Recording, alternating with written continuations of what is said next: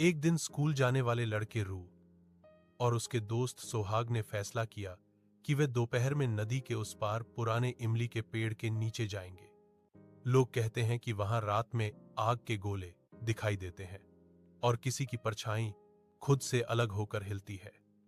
रूब हंसते हुए बोला, अरे ये सब भूत की कहानियां हैं, गांव की बूढ़ी औरतें बनाती हैं। सीजीजीज थोड़ा डरकर भी मान गया। वे शाम की रोशनी में नदी पार करके इमली के पेड़ के नीचे पहुंचे। पेड़ विशाल, पुराना है और उसके शरीर पर काले काले निशान हैं, जैसे जले हुए शरीर के निशान हों। आसपास झींगुरों की आवाज के अलावा कोई आवाज नहीं है। अचानक कांप उठा। रुबेल, देखो, पेड़ की छाया हिल रही है। रुबेल हंसकर बोला, तू डर रहा है? हवा चल रही है इसलिए हिल रही है। लेकिन अगले ही पल हवा रुक गई, फिर भी छाया हिलती रही।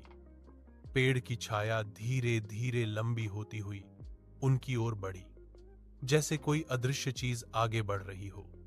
सोहाग डर से पीछे हट गया, लेकिन रुबेल स्थिर खड़ा रहा।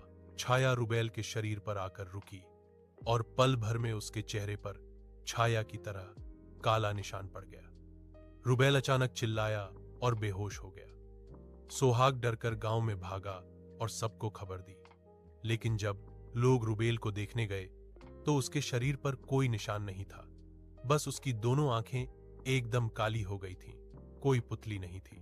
इसके बाद से कालापारा में एक के बाद एक अजीब घटनाएं होने लगीं। रात में लोग अपनी परछाई को अलग तरह से हिलते हुए देखते थे। कुछ लोग कहते थे, मेरी परछाई अब मेरी बात नहीं सुनती। मवेशी, बत्तखें और मुर्गियां एक रात में गायब हो जाते थे।